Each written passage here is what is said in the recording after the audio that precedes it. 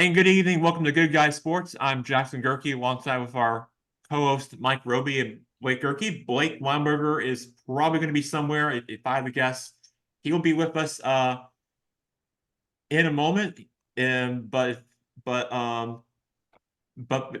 in he'll he'll yeah Blake Weinberger will be with us momentarily. He's probably at the Wells Fargo Championship, which is in progress right now, which just happened to be in his hometown of Charlotte. So hopefully, hopefully he'll try to squeeze in and join us as soon as he can. If he doesn't make it, then that's fine. I think me and Mike Roby and Blake will just really we'll really stick together, and I think that Blake Weinberger will do everything he can to somehow squeeze and make a show today.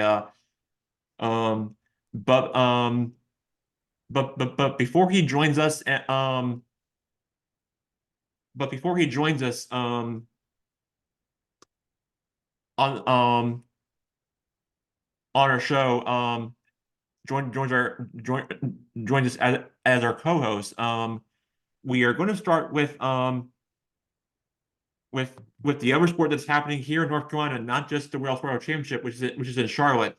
There's also happened to be a game free where we're going to switch this where we are going to switch venues in the series from the Big Apple to down in PNC Arena down in Raleigh as the Hurricanes try to get a win the series and try to make things interesting and try to make it a 2-1 game against against the off to a great start New York Rangers team. And you think about it, the Hurricanes just were off to a slow start against this red hot #1 Rangers team, and and and and really is going to be just a what should be a really another hostile environment by one of the best, I think, venues in the NHL.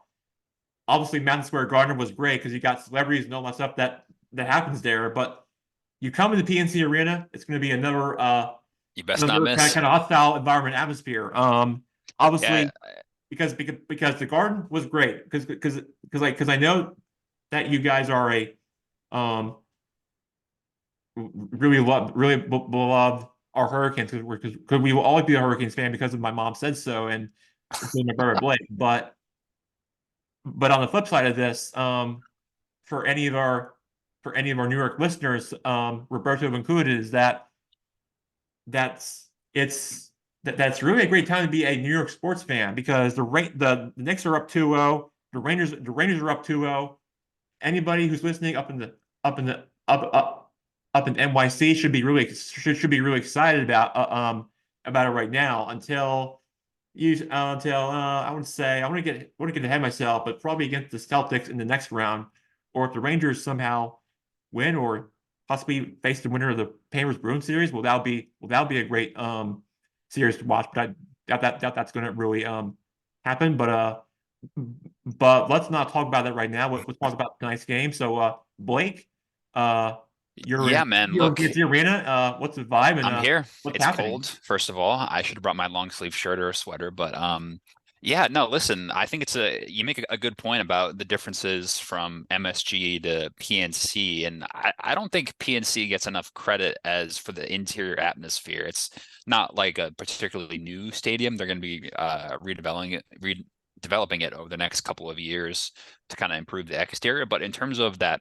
loud close atmosphere, if you can see from the background, the fans are close to the ice and it's really an enclosed, it's going to be super loud. So despite being down 2-0, probably unfairly as well, anytime you lose a playoff game in double overtime, particularly to go down 2-0, it is a bit of a heartbreaker. But I think these two teams are really evenly matched, and it wouldn't shock me if we even it up here in Raleigh and it becomes a home ice series. I think a lot of these second round, we even had a lot of first close rounds series, not really in the East, but I think these second round series, particularly in the Eastern Conference, are going to be dogfights. So, obviously, if we lose tonight, it's going to be an uphill battle. So it's a must-win game here Yeah. in Raleigh. It's They, a they, it's an obvious point to make, right, Mike? yeah, they lose tonight, and you might as well call them the Capitals. I mean, it's not impossible, particularly in a sport like hockey where Yeah. chaos reigns true. But I think just fundamentally, this team has got a lot of playoff experience over the past couple years. Rob Brindamore is a good coach, one of the better in the league from if you talk to any hockey experts. So I would expect them to come out flying tonight and here in Raleigh. Well, in game 2, the Rangers scored 2 goals on 2 different penalties. And it was very that frustrating. Yeah. that's going to be key. Canes have got to control the penalties. And Blake, I do want to point out that one of the game-winning goals in game 2 of that series happened to be a player that was a former Hurricanes player that skilled it for the Rangers at home in MSG. Yeah, I mean, you certainly rubbed it in there, but no, look, it's both, like I said, both these games were super tight, and I think the Canes are going to have to keep it clean. They definitely struggle with that, as Mike pointed out, playing clean hockey in the first 2 games up in New York and just being killed on the penalty.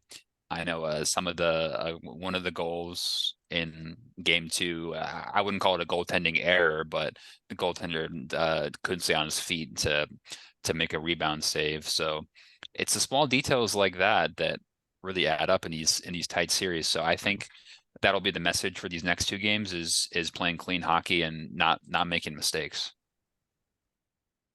That just shows you how close the hockey games are. I mean, they're just so close, but yet Rangers are 2 games up. Yeah, exactly. And I think if we talk to most people, they wouldn't say there's a huge gulf between these two Yeah. teams, right? So No.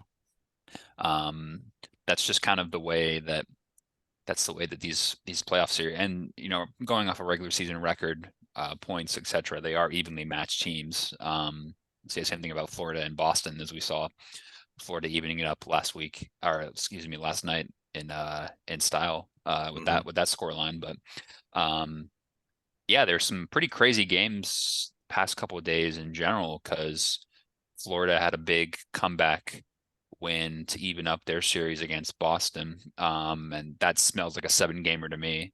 If I ever saw one. And on the Western side as well, a huge comeback from the Canucks last night in their game. That was over in Vancouver. They seem like they've got some real juice going, this Vancouver team. So they're going to be a tough out for sure in that Western Conference. And of course, Colorado has that playoff pedigree as well from 2 years ago, and Dallas is always dangerous as well. So I think these 8 teams left are really good hockey teams.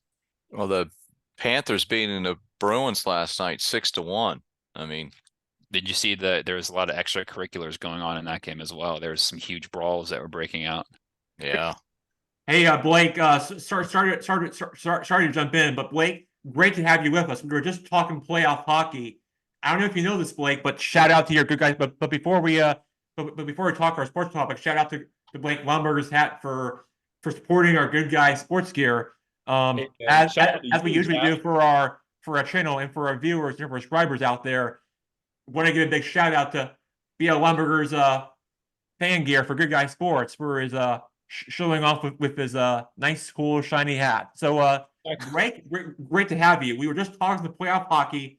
I don't know if you know this, but for anyone listening up in NYC or New York, it's a great time to be a New York sports fan, but not so much for down in Carolina, where if you're a Hurricanes fan, but man, if you're up in NYC, if Roberto was listening, if you're a Rangers fan or a Knicks fan, I mean, come on, you gotta love what you're seeing right now.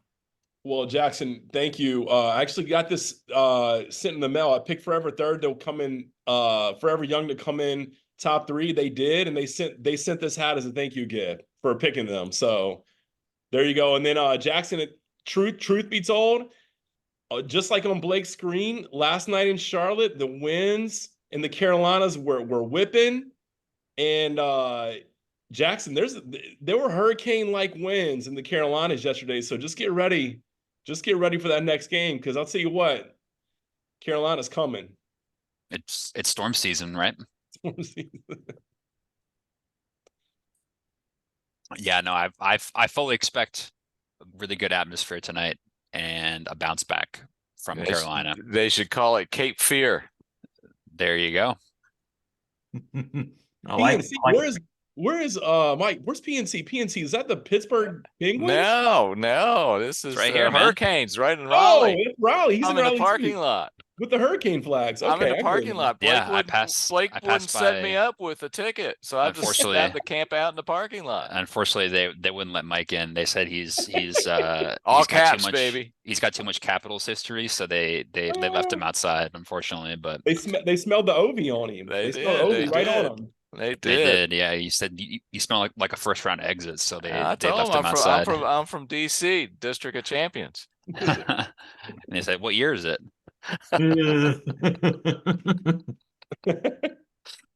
All right, all right. Should we do predictions for these series, Jack? Who we think is going to match up in the Eastern and Western Conference? I'm backing my boys from Carolina. I think we're going to have an Eastern Conference rematch of Carolina and Florida in the Eastern Conference Finals. I think we're going to overturn that deficit and get them in 7. I think both will go in 7. Both Eastern series will go in 7. I think Florida will beat Boston in 7, and I think we'll beat New York in the 7th game as well. And I'm probably going to go. I'm going to go Canucks, Colorado as well on the Western side. So I'll save my cup prediction for when we get to that. But that's my prediction for these specific series. All right, we'll check back in on this topic. A little later, in a few weeks or a month from now for on this show. All right, so let's talk about the Kentucky Derby recap. So BL Lumberger, I know you and I were asking me about the new renovations of the Derby on the phone with me last night, and I found out that I believe it's happened to be the new balcony and lodges that they just opened up and renovated. That's probably my best guess. Would it be one? I think it's one of the balcony lodges. I think what they do there is they is the fans watch the horses and the jockeys walk them out to the track and watch them for the big race. That's probably my best guess. And to give you a better idea about this, it was built like back in the Roman days, in like the 17 or 1600s. That's probably how this first all started, and how this part of Churchill's Down got renovated. And that's how they that's when I first heard about it, when I saw the coverage on it on TV this past Saturday. And Jackson, you know what's funny? You know what's super funny? The best ticket you can get, where the owners and all that, they're walking with their horses on the track. If you look down, they're either barefoot or they got like flip-flops on, because I think it's like a wet track. They wet the track down, so their feet are disgusting. So the best ticket you can get in the whole shebang, where the managers and owners walk, if you look down, they're barefoot. They're wearing their nice dresses, but they're barefoot because their feet are completely muddy. So go figure, man. How about that? Gotta wear shorts. Gotta wear shorts. It's like the Masters. You go to Augusta, everybody's got these beautiful dresses on, but they all got tennis shoes on because you got to walk 2 miles to see the thing. Well, nobody looks at your feet. No. Hey, what about They're looking at the hats. Yeah, it's true. That was a cool race, man. That was a super close race. That the favorite seemed to be in the lead for a while, and he fell back. He right? fell back. Yeah, I picked 2 out of the 3 horses in the exacta. Wow. I Not bad. I told you that my picks for 1, 2, and 3 were Fierceness, Sierra Leone, and Forever Young. You had Forever Young too. And Photo Finish, I don't think I ever seen. I was looking up earlier today. I don't think it's ever been a Kentucky Derby where 3 horses were in the photo finish. Man. And I then mean, NASCAR had a photo finish as well that weekend. You see that? Yeah. It was a photo finish weekend. I mean, Mystic Dan won by a nostril. But I mean, literally. they're gonna start growing the nose hairs further. Or make sure they got long noses. Yeah. Yeah, that was a good race. Yeah, so The next week we got to talk about the Preakness. I know, which is really up in your alley, Mike. But Yeah. to go back to your point on the photo finish of the race, I think the last time that we actually had that happen was where the track was in muddy and in surface where the last time it was in that same kind of scenario where it was under controversy. You have to go back to I think it was 2019 or 2018, one of those years where I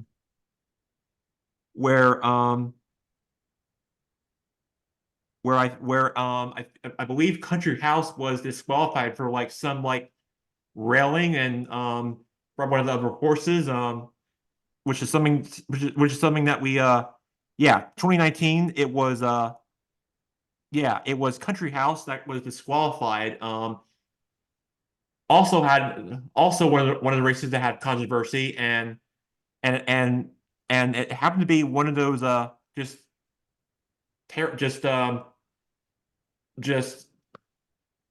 weather conditions that year, and it also turned out to be one of the most controversy and just heartbreaking, gut-wrenching feelings for one of the for one of the jockeys and trainers that just really happened to be just also happened to be one of those years. So I feel like 2019 and 2024 played in a similar situation, just probably in a more different way, because 2019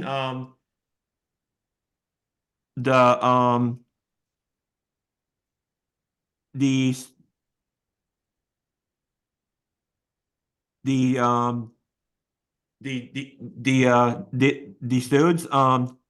stewards actually took a lot longer the stewards in the 2019 race just actually took a long time to review it compared to this one to this year where it actually didn't really last that long. But Jackson, I got a question for you. But 2019, sorry, but my point I'm trying to make is that 2019 it took a little longer, but this year's race it just didn't take very long. It was a very short review by the stewards than it was in 2019. That's the difference, and that's really how to play it out. And well, I tell you what, during the Preakness, I'm betting the farm. Yeah, I agree. And but 2019 was probably the more heartbreaking feelings for a jockey or for a horse racing fan or for a trainer himself compared to 2024, because better cameras. It was a better exactly, better cameras and better technology and just really in a whole better different scenario than it was in 2019. That's really the difference of how horse racing really have played out over the last few years. Jackson, did you see how old the jockeys were? These have to be some of the oldest professional athletes out there. You got I think some of the guys that are almost 50 that are riding these horses. Crazy. And that's like 75 in cow years.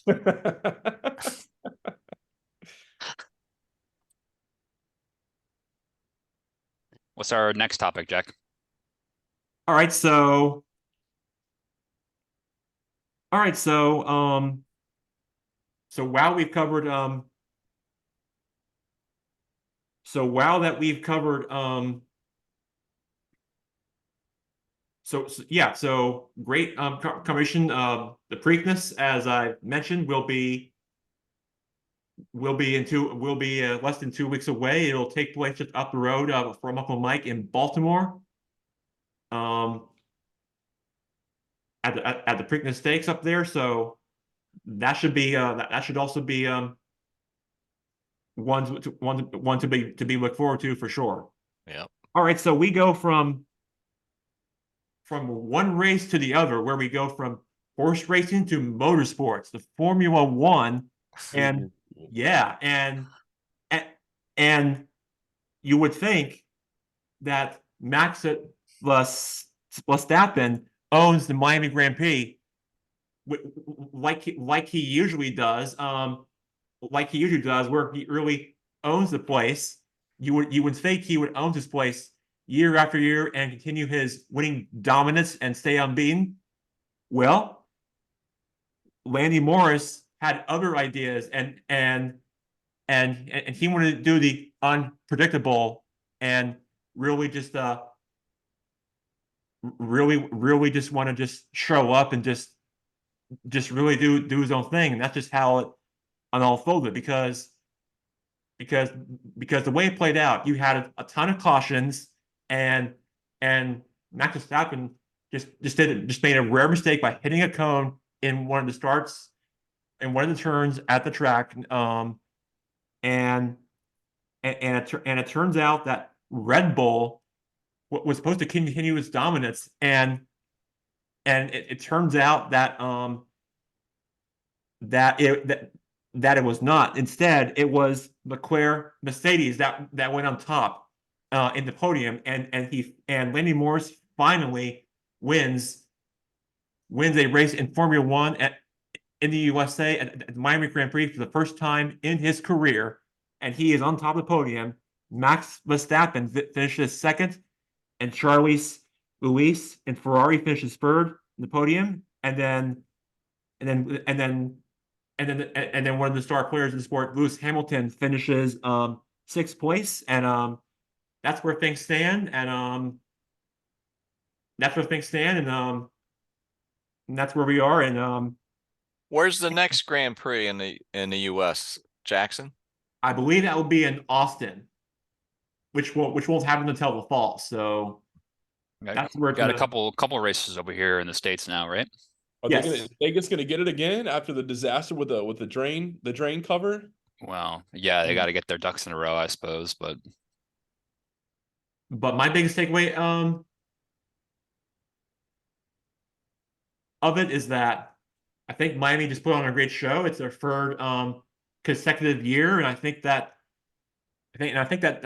Miami just set it up with around Hard Rock Stadium, around the atmosphere, the celebrities and the fans that show up, and the different drivers and the different teams that really get involved. And if you really think about it, it's really, and if you really think about it, it's really their Daytona 500. If you really think about it, well, it's just getting started to me. But I just think that it's just, but I think it's just, but I just gives you an idea of how I think the sport should really be. But to your point about Formula One, yeah, so just to going to update the US? on the calendar, yeah, so we got the race in October, end of October in Austin, I believe, and then the one in November for Las Vegas. So it's still on the calendar. So, but they're gonna have to make some improvements to that track because, like Blake mentioned, a lot of complaints from the drivers about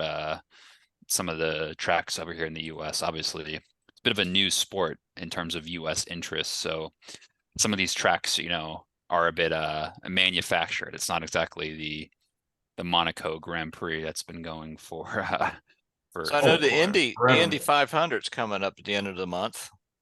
Now, do they race the same type of cars as Grand Prix, just It's on a interesting. track? Just on a track? Yeah, I'd like to see, yeah, I guess the main difference obviously being the type of track, but I'm sure, I mean, obviously I'm no gearhead, but, I'm sure a lot of the cars from my point of view do seem similar to IndyCar and F1. And I think we've even seen some talk of like certain drivers trying to cross over, etc.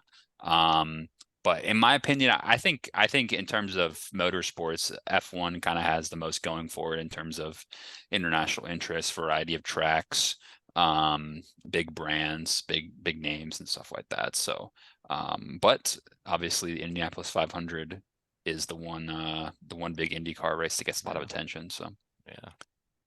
I've also heard they have a new series, the Formula E. They have electric cars. You that's know, right. that- Yeah, that could be the future. That could be the future. They don't have the oomph or the loud noise that the Formula One cars have. Not yet. I say we just make all the F1 drivers drive around in Tesla Cybertrucks and see how that goes. Yeah, I don't think they'll probably only go a half a lap before they They're break too, down. yeah, they break down, and plus they're too bulky, so they'd all just crash into each other trying to fit into the tracks. Jackson's been doing so- some research on Teslas lately. It's true. Blake is a electric car owner, so he has Wow. the expertise on that. Yeah. Jackson's Well, been doing the research. he can supply the milk for the Indy 500. Mike, that's Abs- true. Part-time job. Well, and you know what's really cool is there's several NASCAR drivers that have driven both races. They'll drive, I think, is it Charlotte where they do the night before and they'll get in the They do the helicopter? well, they used to do the Firecracker 400 in Dayton, Daytona Beach, Okay, and then they would get in a and they would plane or something or a helicopter and zoom up to yeah, and then they fly up to Indianapolis. Mike, I will say this, Jackson has figured out how many charges we need to get from his house all the way to your house. So we're ready. All to go. right, good. We know how many charging stations we're going to hit. We know where they are. All right, good deal.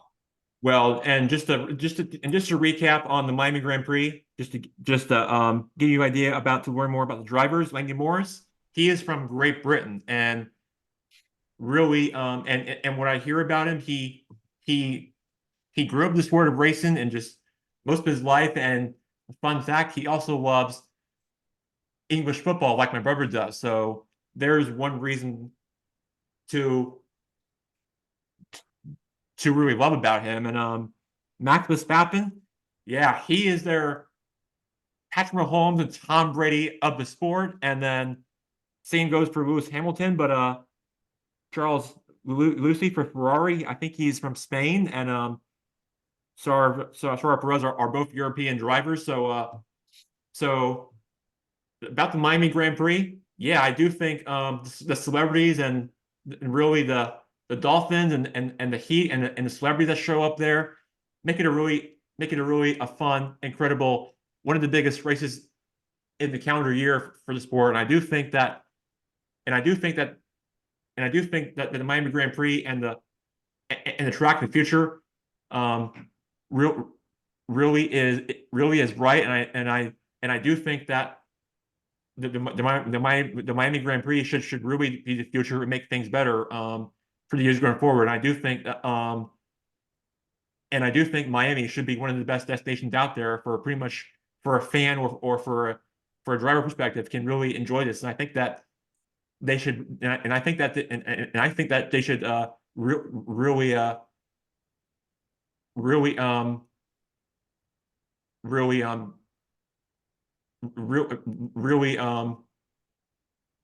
what I'm trying to say is that they should really have it there for much a while going forward. And I think that's what and I think in my opinion that's what they should do.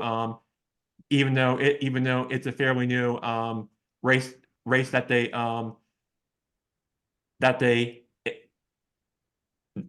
installed and got started there. Jackson, did you see they had $180 nachos for sale at the Hard Rock food vending machine? So they got a little kickback on their prices. No, I didn't see that, but I mean, would you pay But- 180 bucks for some nachos? no, I didn't see that, Blake. But from what I hear, they sound pretty good to me. Not for that price. No, I pay $15 at Nationals Park. Yeah, and there you go. 180 bucks. I love nachos, but I don't know. I don't know if I'd Yeah. love anything at that price though. No, The platter was $2.90 for the F1 platter. Was there gold flakes inside of the nachos? Oh, It's good. I hope so. was it sponsored by PT Barnum? That's the circus. Crazy. Oh man, what are we gonna do What's with our that? what's our next topic, Jackson? All right, let's We get back to talk about NBA playoffs at some point. Yes, we just talked about racing and horses and in motorsports. Now let's turn our attention and talk some NBA playoff basketball. As things stands per tonight, we got the Celtics and the Cavaliers, and the Boston is up 1-0. And for the doubleheader, we got the Mavericks and the Thunder that follows the Cavaliers Celtics game. Oklahoma City leads that series, and then Celtics lead in game one. And as I mentioned earlier on the show, the Knicks win game two, and they're up 2-0. Thanks in large part to and I hope that Roberto is listening. Lousy officiating. Well, of course, because a lot of things factor, and I've heard that they were down by halftime, and Jalen Brunson or one of the players for the Knicks just had to go to the locker room for the injury, but in the second half, he just like comes, he just runs it and just comes back on the court and he's ready to play, and just like that, he just finds a way despite all that injuries in the first half, and somehow yet they were trailing at halftime and still found a way to come from behind and win to take a 2-0 lead. Now the series switches to Indianapolis, which is going to be one of the tough hostile environments for Knicks to get a win there, because I did hear the Pacers are really good at home, so that's something Knicks are going to have to be aware of. But at least if you're a Knicks fan, you should be really concerned because your team's playing on the road at the Bankers Life Fieldhouse. But about that game two win, yeah.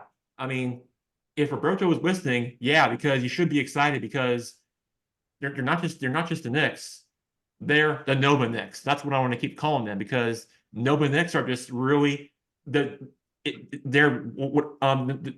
you an idea, the Nova Knicks are really their big freeze. So that's because you have like a bunch of Villanova That's talent. Brunson, Hart, and DiVincenzo, right?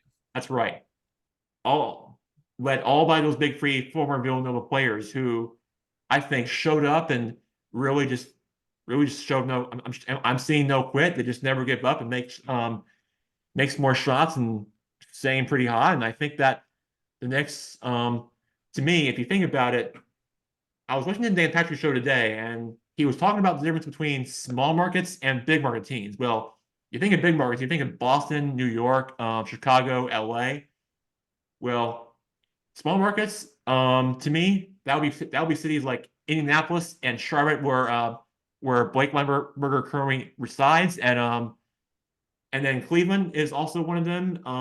Orlando, but Miami is that I mentioned earlier is also a big market team. But yeah, cities like LA, Chicago, New York, Boston, maybe DC, they're all big market teams. But it just gives you the idea of how things are, because I know that's what people in sport talk really want to talk about, me included, and I think that's where things stand. But tonight we got the Mavericks Thunder and Celtics Cavaliers. Who do you guys have win this game?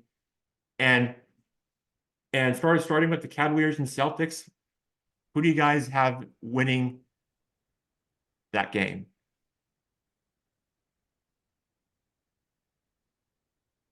So for that Boston Cleveland series specifically, I think Cleveland is well outmatched. I think that will last 4 or 5 games. Boston will win that easily.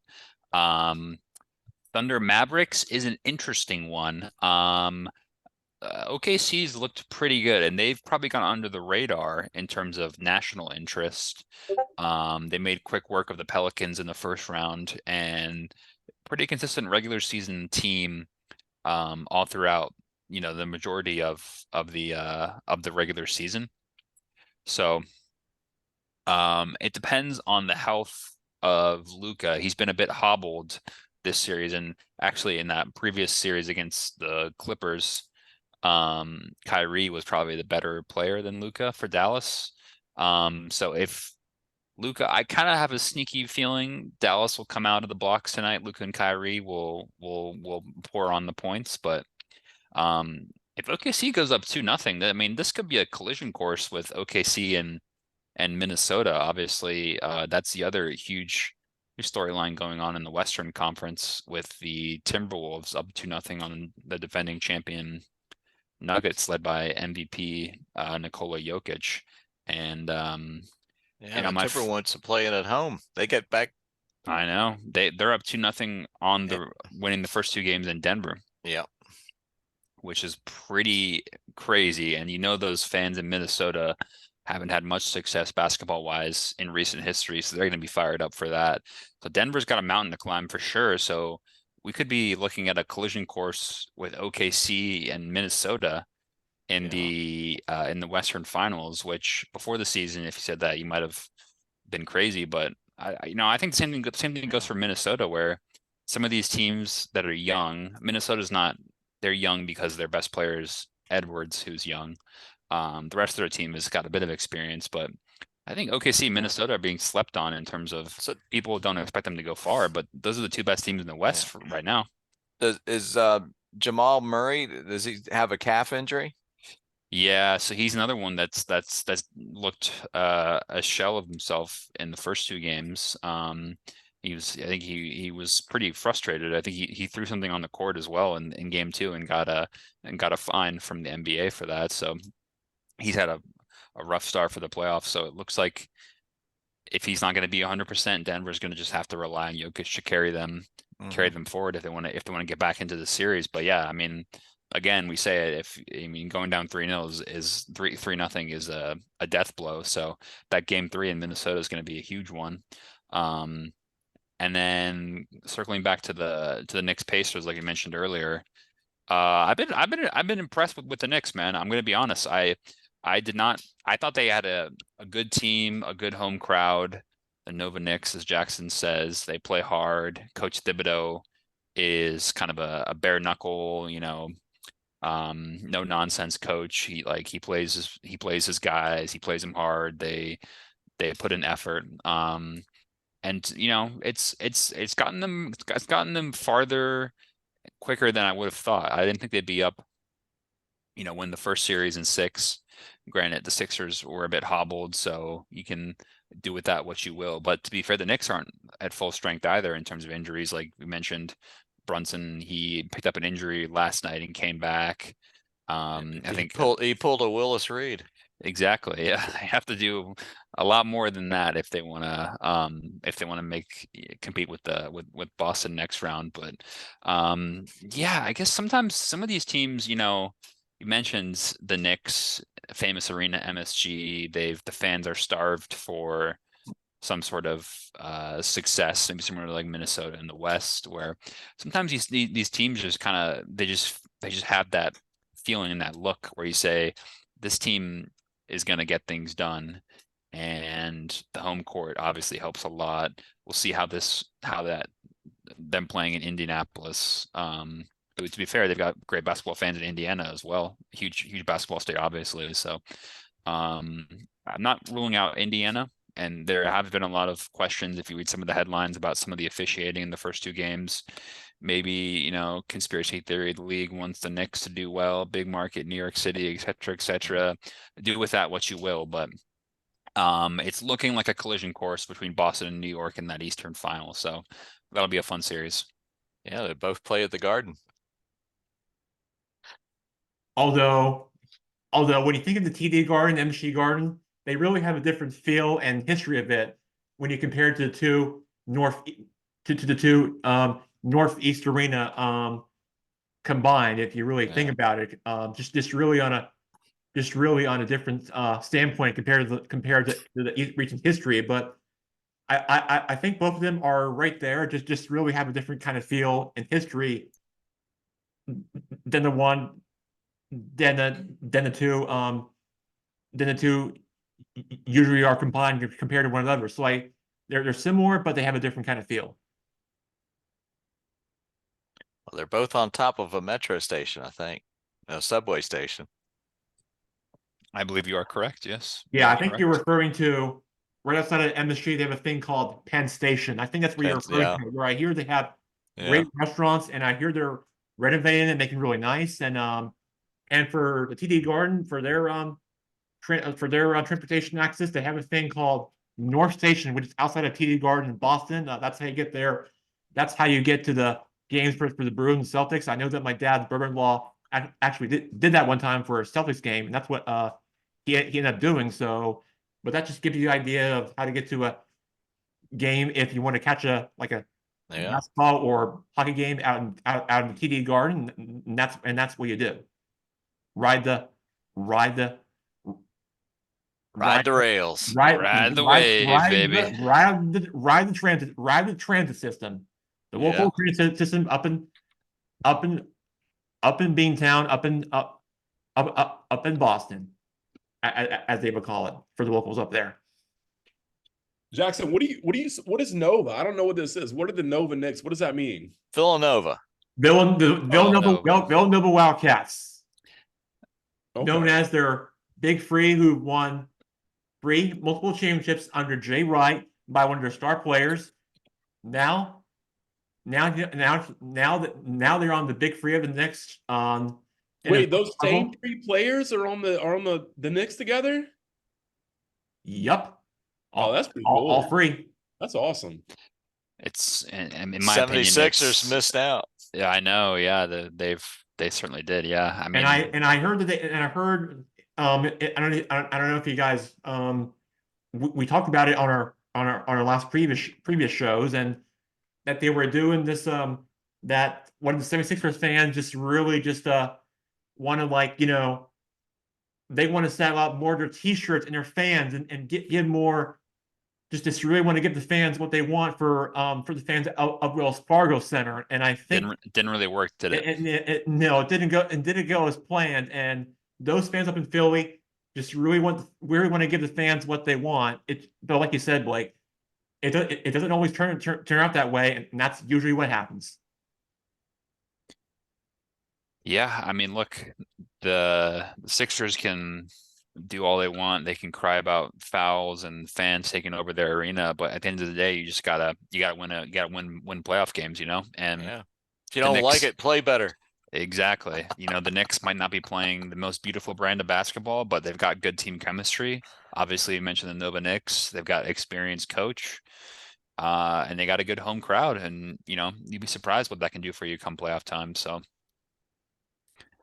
I think I think we'll be hearing about the Knicks for next week or two, you know, in this playoffs. Maybe they're calling the Chargers and asking for advice on how to deal with playing at home without a home field advantage. Wasn't it the Chargers down there in LA? Yeah, I mean, it's pretty utterly ridiculous situation that they found themselves in there. So I couldn't agree more. Well, I'm sure we'll revisit that and check back to the topic in our in next week's show or the week after. We'll keep posted, and we'll let you know the very latest as any updates we have for you. We will have it all here right here for you on Good Guy Sports. All right, let's move on now to the sport that Uncle Mike really follows, Major League Baseball. Now, as things stand right now, if you look at the standings for the American League and National League for each division, right now it's not looking great for the Braves because I don't even, because I don't know if you know this, but the Phillies are in control of the NL East right now. Why? Yeah. Because Because their schedule. right, because it's not just that. They got swept at the Dodgers and uh and against teams that they shouldn't beat, and that's really what happened. Listen. If Ohtani's gonna hit moonshots, they're gonna beat anybody. Okay, so I'm not too Well, worried about it. Well, Blake, I'm just trying to tell you, I'm just trying to say that it's not just the Dodgers or the Braves or all that stuff. It's the Phillies that's really got them going because they Well, they're gone 8-2 in their last 10 games. The Dodgers have gone 8-2 in their last 10 games, and the Twins have gone 8-2 in their last 10 games. Unfortunately, the Braves have gone 4-6 in their last 10 games. But every team gets into a slump. It's a long season. But Sales was lights out last night Against his former team. against his former team. 6 innings, 0 runs, 10 strikeouts. The Braves need to get Olson. Olson's hitting 200. Not good. He'll come around. Mike, are you talking Yes. about a White Sox hitter? I heard you say something about a hitter hitting 200. Are you talking about the No, Braves first lineup? the Braves first baseman Olson. Oh, I thought you were talking about the entire White Sox lineup, who's Oh, well, one of the biggest. the entire White Sox could wouldn't very shock- well be hitting 200. Wouldn't Guys, have shock me. y'all been following this? They're on track to have the worst record. Like their statistics right now are abysmal. They got a negative 89 run differential right now. It's unreal. They're on record to have by far the worst season ever. Wow. MLB. And they got a big Yeah. park. They got a massive park up there in Chicago. Yeah. Side, right? Yeah, they brought Kaminsky Park is brand new. I mean, not brand new, but it's a new park Man. on the south side. It's a shame that owner Yeah. won't spend some money. Yeah. Hey, Saturday night up in Pittsburgh. That's the game to watch. Who we got? Paul Skeens making his yeah, major his league debut. debut. Big prospect. Saturday. Big number 1 prospect out of LSU is making his major league debut on Saturday night with the Pirates. And is he in his first year out? Did he climb the minors that fast? Yeah. Well, either that or Pittsburgh needs to help. Yeah, He a little bit of both. He was There's a playing little college bit of both. baseball last year. Yeah, he Oh, was. oh, he went flying through them. Yeah, he did. Is that He normal, did. Mike, for him to come up that fast? Not. It is if you're a Pirate. It's not. It's not unheard of, but it's certainly unusual, Wow. particularly for a pitcher. They really want to season them for at least a full season in the minors. But So is he the next Garrett Cole then, Mike? Is that what they're saying? Well, he could very well be. I have a good friend who's a big Pirate fan, and I refer to the Pirates as the MLB's shared AAA team. So basically, he'll be signing a huge contract with the Yankees in 5 Yeah, years. just like the Nationals. CJ Abrams will sign with someone for nine figures here soon. But Yeah, I think my Nationals are 6-4 in the last. We lost last night against the Orioles, but they tried to come back. 500. They're 500. So did anybody see? I want to give a shout out to a LSU softball pitcher, Sidney Burson. Pitched 14 innings through 208 pitches. What? To beat Alabama. Wow. 3-2 in the SEC's longest softball game in history. Wow. Why But did they keep entire- her in the game so long? I don't know. She Yeah. pitched the entire game through She's 208 pitches. got a cannon, I guess. Yeah. Maybe the way that soft, I don't know. I mean, I don't know, like It's got to be someone with the mechanic throwing. well, it yeah, underhand, the science of softball. Maybe it's Yeah. not as maybe it's not as stressful on the arms, so they're able to Yeah. throw longer. But I mean, even then, 14 innings of know. anything is crazy. Wow. 14 innings. Man. I So mean, that these was- MLB pitchers can't even go 4 innings, you know? I mean, No. they should You they get should up to- take a lesson from her, right? Yeah, you get past 6 innings or 85 pitches and people are starting to looking to pull you.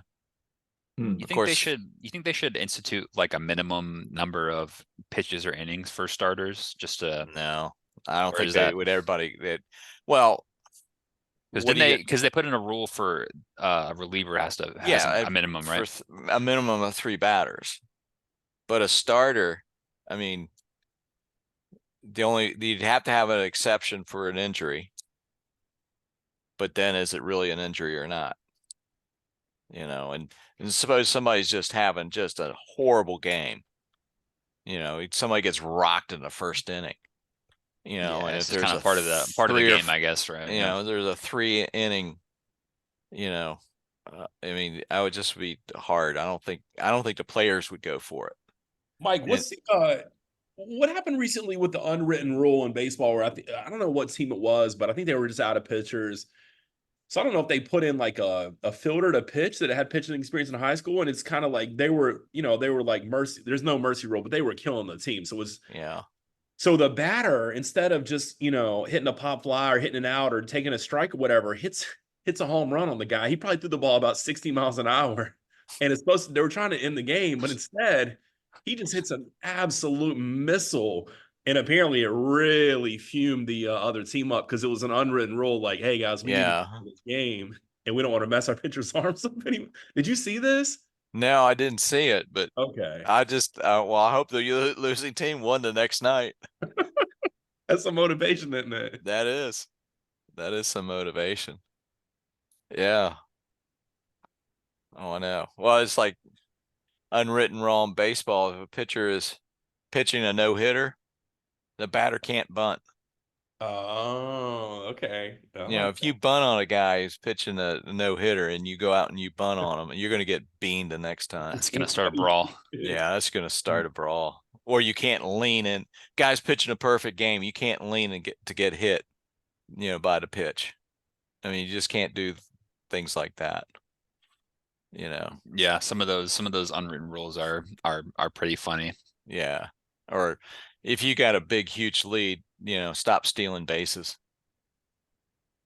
Yeah, exactly. And I remember one a couple years ago when a team was just getting destroyed, so they put in a position player to pitch, and he gave up like a grand slam, and their team got mad at a guy for hitting a grand slam. So like I think it gets to a point where it's like, what am I supposed to do? Just like take a strikeout on purpose, kind Yeah. of thing. So I think there is a Just- limit to that, but Just take a knee. yeah, exactly. Just say, yeah, I'm good. But yeah, interesting. Yeah, no, I think to pick up on the standings thing in the American League, I've been pretty impressed with the amount of runs that Texas has been scoring this year. And that division in particular is pretty interesting, given the fact that Houston's in last. If you guys have seen that, Mm-hmm. they've had a big regression, which is fine by me. I mean, I'm pretty sick of seeing them in October, but that American League looks to be a bit more wide open than we thought, with Baltimore and New York keeping pace. The AL Central is always just a weird division in general. Like you never Mhm. really know who's good in that division because Well, you got the Guardians and the Twins are yeah. buying. I always find that division just hard to predict because I don't feel like any of those teams spend a lot more money than any of the other teams, if that makes sense. No, it totally makes sense. And getting back to Jackson's earlier comment about large markets and small markets, predominantly setting aside the White Sox, who really you could say is a small market team because most people in Chicago root for the Cubbies, not so much the Southsiders. So most of the people in the AL Central would be classified as small market teams. Right. Yeah. Yeah. So that'd definitely be one that I would imagine there'll be some interchanging between first and second place throughout Yeah. the season. I mean, everybody Um, wants to see the Dodgers, you know, not that I, you know, advocating for the Dodgers, but just the media in general. Mike, what's the history behind the Cubs and the White Sox being so close together? Are those the two closest fields? Well, it all started back around the turn of the 20th century. The National League was the first major league, to solidify and have teams. And about 3 years later, then the American League came in. So the Cubbies, or the team that became the Cubbies, was a National League team. And then the American League came along, and they started having their own set of teams. And so Chicago, being a big city, came up with their American League team called the White Sox. And so that's how, because back then you had other cities that had multiple teams. You had Philadelphia had the Phillies and the Athletics. St. Louis had the Cardinals and the Browns. And New York City had 3 teams. The New York Highlanders, which are now referred to as the Yankees. The New York Giants, who was the National League team, who most people back in the day were following the Giants and not the Yankees. And then you had the Brooklyn Dodgers. Wow. It seems like some of the cities got rid of the other team. Yeah. For bigger markets, and it doesn't seem like Chicago really supports the White Sox. Has there ever been talk of shipping them out to a city that would support them a little more than the South Side does? Yeah. I haven't never heard of anything of the White Sox leaving. I mean, they do have, the Southsiders are a passionate group following that team. So I think there would be a hard time moving it. But the St. Louis Browns moved in the early 50s to a different city and became the Baltimore Orioles. Wow. Interesting. Yeah. So, and of course, the Athletics are going to become the Sacramento A's until. Yeah, that'll be an interesting one to follow to see kind of how that move progresses. But up until 1950, up until the 1958 season, St. Louis were the furthest west of any major league city. Wow, geez.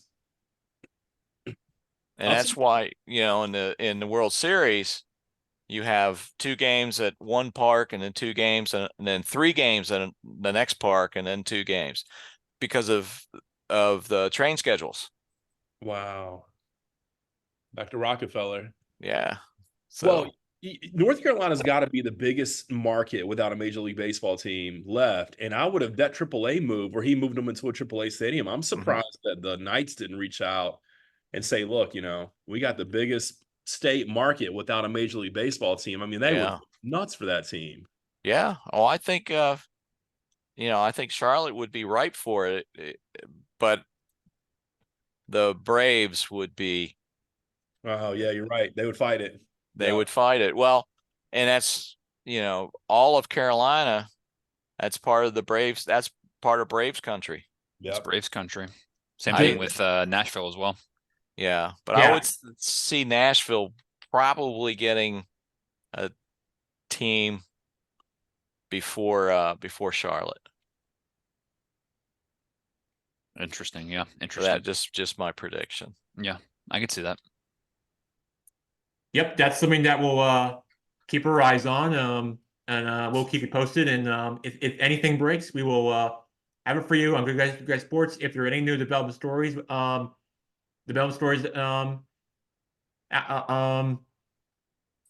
there to report, we will have it for you on Good Guys Sports. So real quick, now you mentioned about the Braves territory and pretty much all of Carolina, but if you get past the North Carolina border, if you go right into the Virginia border, will pretty much slightly Braves, but then once you get closer towards Richmond, that's where it becomes Nationals country territory. Because I know because I know it from a geographical standpoint. So pretty much anywhere in like southern like Virginia, like really close to like the border, that's barely Nationals territory along with Braves country. Just pretty much, I want to say like ends very close to like I want to say like southern Virginia, just before Richmond, where it becomes like Nationals like country territory. That's just usually how it goes for a baseball perspective, like you said, Mike, and that's where we are really with the market at the rim. But yeah, pretty much anywhere in like Virginia, like really like past the North Carolina border, like in rural Virginia, that's like slightly becoming Nationals country over there compared to Braves countries. That's pretty much how it works. But also that's not one of the things I want to talk about. The one of our updates I want to get to you guys before we get ourselves out of here is that a game in progress right now. Only one remaining that I can think of is that the Astros do have the lead in Yankee Stadium, 3-2, bottom for Astros lead, and that's the latest update and how I have for you on Good Guy Sports. So what do you guys think as we as we close out our show this week on Good Guy Sports? Yeah, just want to, there's some great games on this weekend. Basketball and hockey playoffs in full swing. MLB, like we mentioned previously, so no shortage of good sports on this weekend, huh, guys? Go Nationals. Go Charlotte Athletics. There you go. We'll start the campaign here. Bring the A's to Charlotte. I'll sign a petition for you. That would be cool. That would Well, make sense because the Braves are National League, and the A's American League. Yeah. There you go. There you go. And I'm assuming you're serving Chick-fil-A there, probably right at the game. Absolutely, with the hoodie on. There you go. You and your Chick-fil-A. I feel like you're always into it for some reason. A Chick-fil-A guy, and Blake's flexing with the Masters Cup doesn't go unnoticed. Good job, guys. Well, It's a I do humble what I brag. can. You guys go Hurricanes.